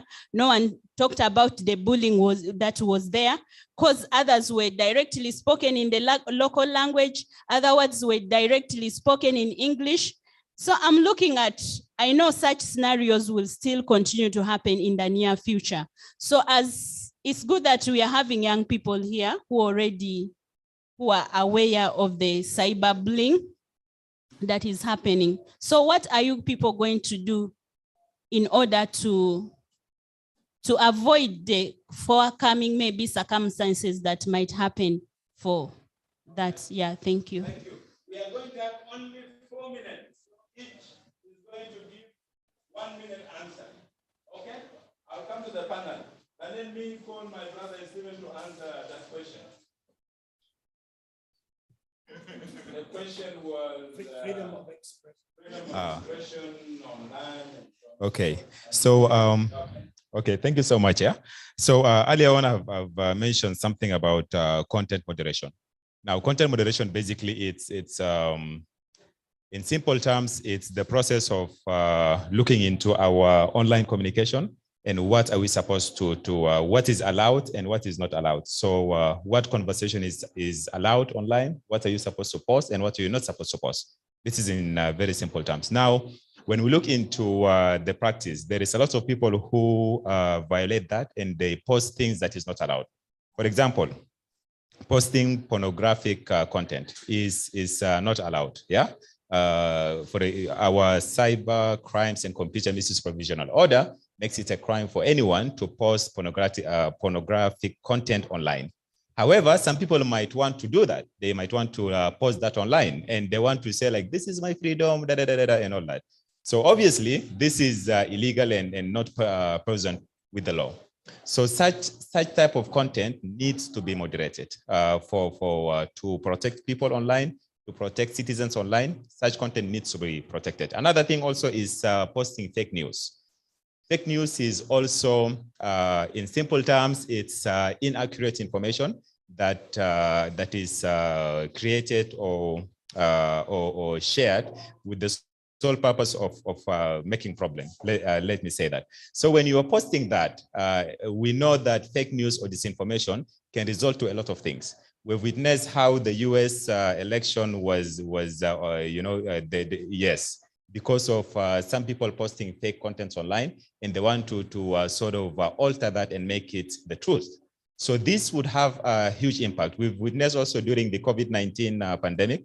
We're still in the pandemic, but yes, 2020, 2021, a lot of people have been posting things that doesn't really make sense. They've been posting that the vaccine doesn't work. They've been urging people not to do vaccine. They've been posting things of some remedies, some mixture of herbs that can cure COVID.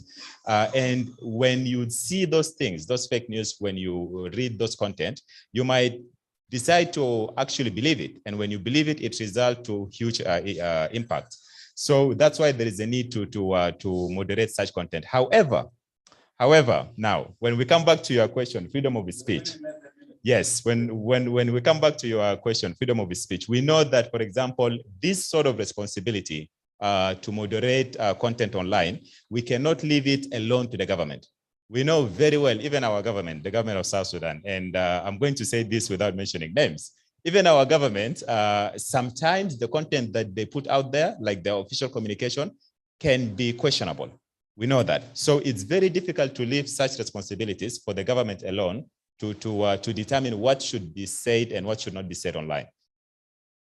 That's why, to come back to your things, how do we moderate content while preserving freedom of speech? I've mentioned earlier on something related to co-moderation or co-regulation. Now, co-regulation, basically, we are taking the responsibility from the government alone. We are bringing platforms, Facebook, Twitter, whatever, mention it, and we are bringing the government as someone who would only set policies, but not someone who would effect those policies. Because when we look at content again, it's the platforms that has the final say whether to take the content down or not to take the content down. Now, can I ask one last question? I also want to ask a question. Yes. Okay, so my question is basically to the three panelists here, and also to all of us, civil society or stakeholders, especially my colleague, Bager. So there are two documents that I think are very critical when we talk of cyber security or cyber crimes. One of them is the Commonwealth Charter or Declaration that was signed in 2018. The other one is actually new, which is the Declaration of the Future of the Internet, which was signed, I think, about 2 weeks ago on 28th or 26th of last month. The US is sort of like, championing this.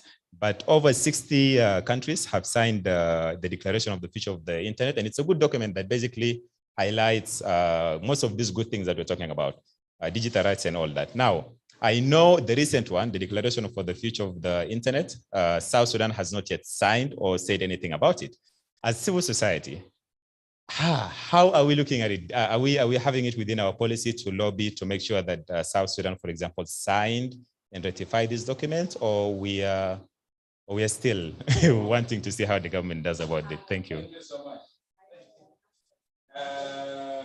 Now, I'm going to give straight the time. Okay, Avana? Start with the fire. Yes, I think, all right. So yes, when civil society can do something, and this is something that may be of interest to every individual, other institutions that work with regards to digital rights or ICT related products.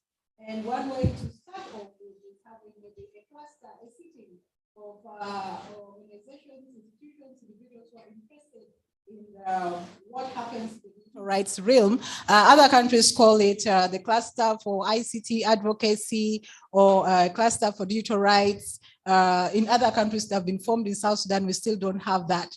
But DeFi Head now may moderate that, and we could reach out to people and talk about that later. So in regards to government officials and sometimes the threats to freedom of expression, at times it may be hard to act on it. Yes, Makwe may have threatened, but has there been any action that has been done by him or his followers to actually implement what he has been saying?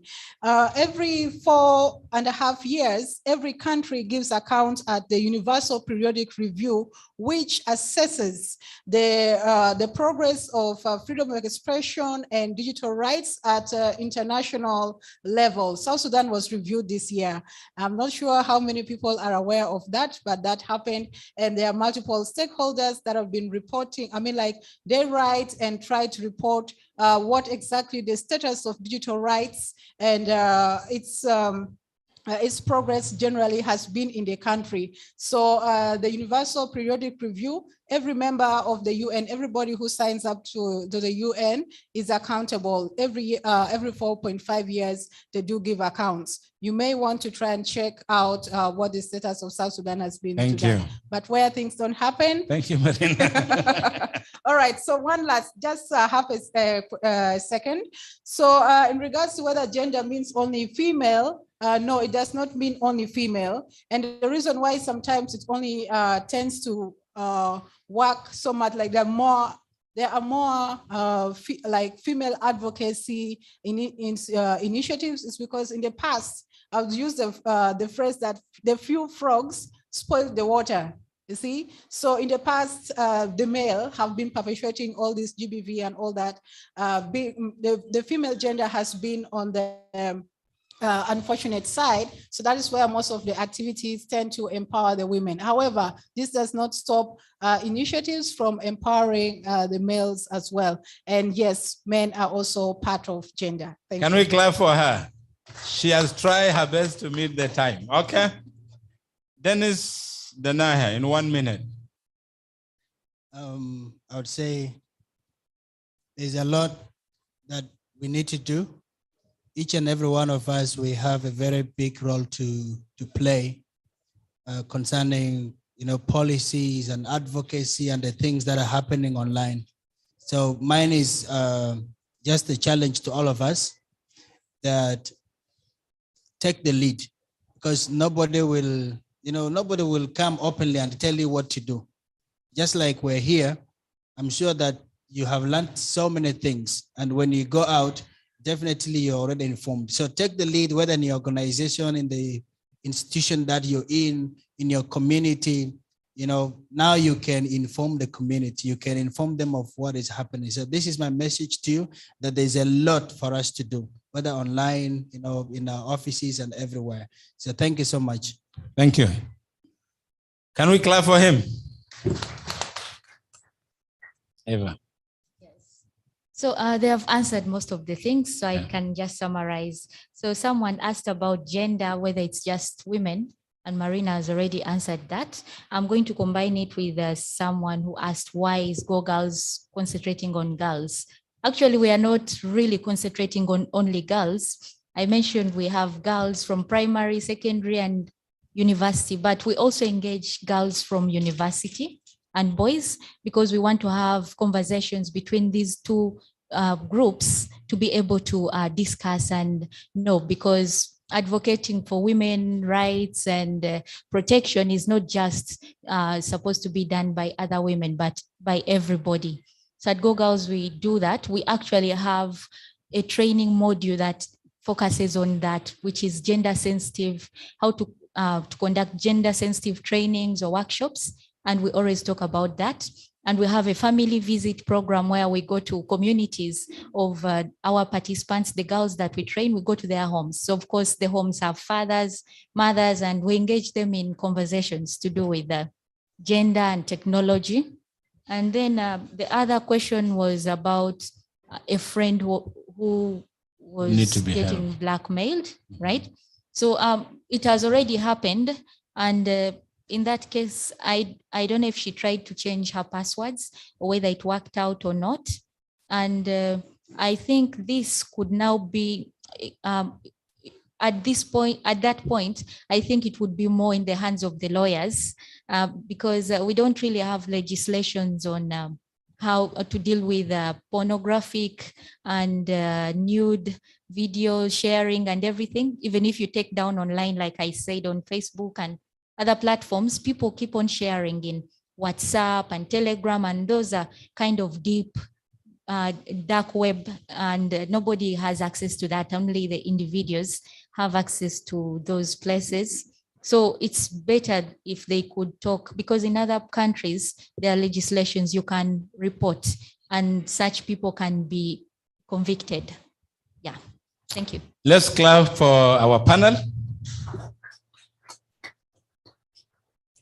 But I will still give Eva and Marina to meet with that sister off the podium and hear the story, and maybe there's a way you will advise her. Okay? So even as they leave the podium, can we clap for them?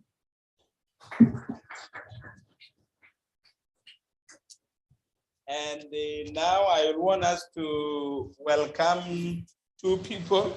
I was holding my phone, I thought it was the mic. So let's welcome Dennis Denaya. Where are you going? You stand here, you wait. Let's welcome Dennis Denaya for a final remark, and then Dode. It's called Dode? What's your name? How do you pronounce it? Yes, I'm good. That's okay, Dode. Let us welcome her. Can we clap for them even as they give the final remarks? And this one, I'm not moderating it. It is a final remark. Okay? So also clap for me, honestly.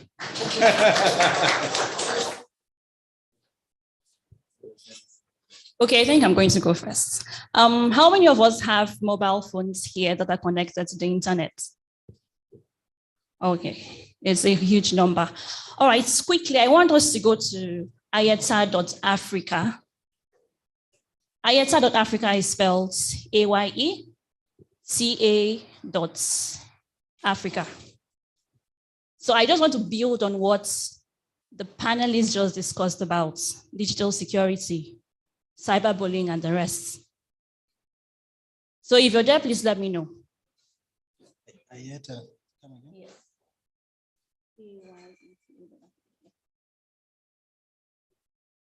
Okay, how many of us are there? Nobody? AYECA.Africa. T. Lower cases. Yeah, Ayeta. AYECA.Africa. Ayeta. I think I should write. O-Y. A-Y-E-C-A.Africa.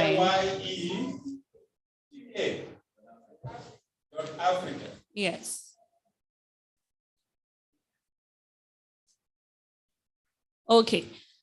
Quickly, I want us to just test our knowledge on digital security. So while you're on the homepage, you can scroll down, scroll past download toolkit to where you can see test your knowledge on the game icon. Have you seen it?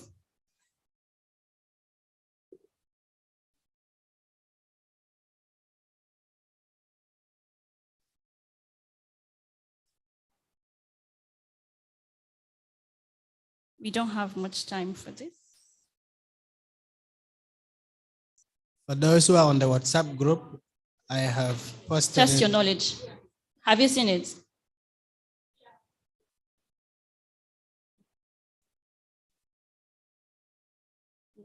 Okay. Yeah, so just click on play now. Click on play now, like you want to play the game.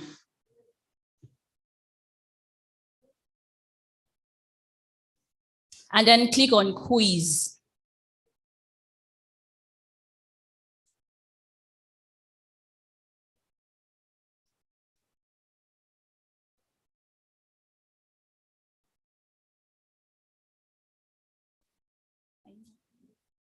Okay. Please, if you are on that particular page where it says quiz, can I just see your hands up? Thank you. You have people joining. Okay. Yeah. So when you're on quiz,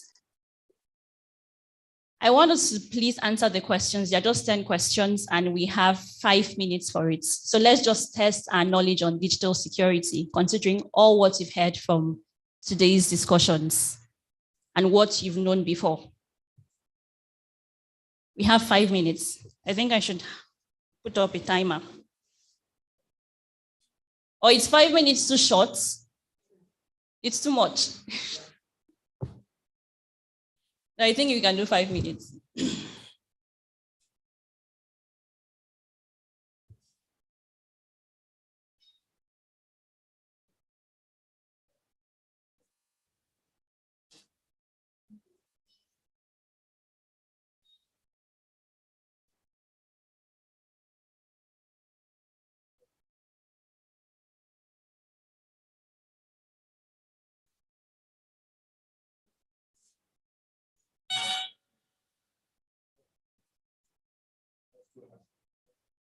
That means correct. Yeah. Tell them. So once you hear the sound, that means it's correct.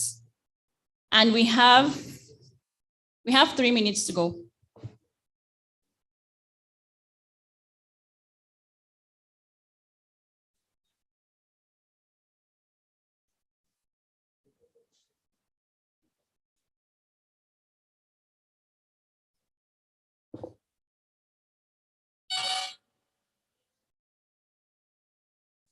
Two minutes.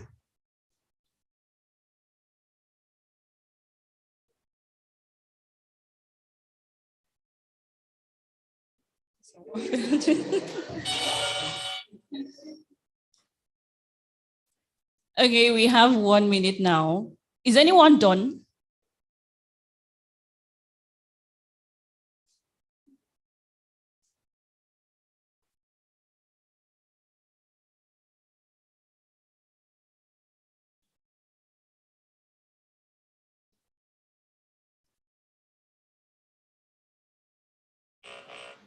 $50 seconds.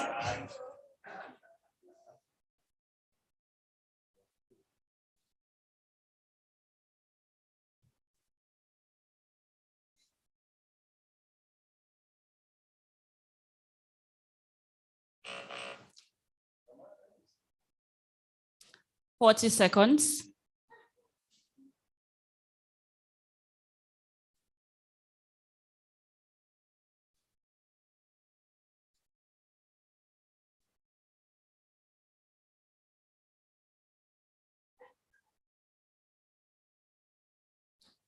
You're done?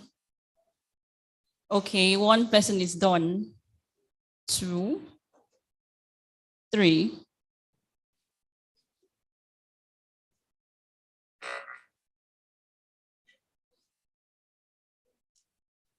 We have 20 seconds.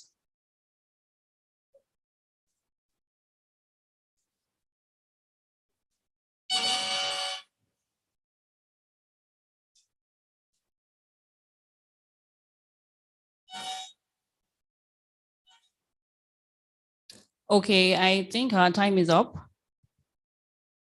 Should we add 30 seconds more? All right. Okay, time's up. How many of us scored from 50% to 100? Oh, yeah. Okay, nice. So that means we have been able to use our knowledge on all the discussions we've had from today's sessions and conversations. And so what you just played is called the IATA game. IATA is the word that means protect. And it is the toolkits. The game is actually made from the toolkits. So the toolkits is made for digital rights actors, which we all are, because you are here at DRIF 22, so you're a digital rights advocate. And it has several sections, several topics that covers digital security, forums like DRIF and other digital rights forums that speak to the happenings in Africa, the continent, and the digital space. So I think after this, you should just try and check out the toolkit. It is very rich and equipped with lots of information that speaks to digital safety, doxing, cyberbullying especially, and how you can stay protected online. Various tips that you can use to work from home, and when you go for protests, how you can stay protected and safe. So once again, it is ayeta.africa. I think Dennis has shared the link on the WhatsApp group, so you can just check it out later. And also, I want to introduce us to the Reporty platform as well. So these platforms are created by PIN and partners. Reporty is RIPOTI.Africa.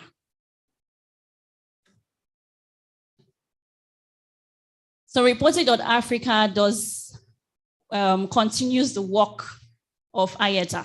So once you are equipped with information as a digital rights actor on staying safe online, and you see that those tips that your rights are being violated and all, you can make your case known to us on Reporty.Africa. So reporting means reports. It's a Swahili word for reports. So once you go there, make your case. Cases that can be reported on Reporty include cyberbullying, doxing, trolling, online gender-based violence, illegal arrests, internet shutdowns and disruptions, and the rest. So once you report your case on Reporty.Africa, we and our litigation crew will pick it up from there.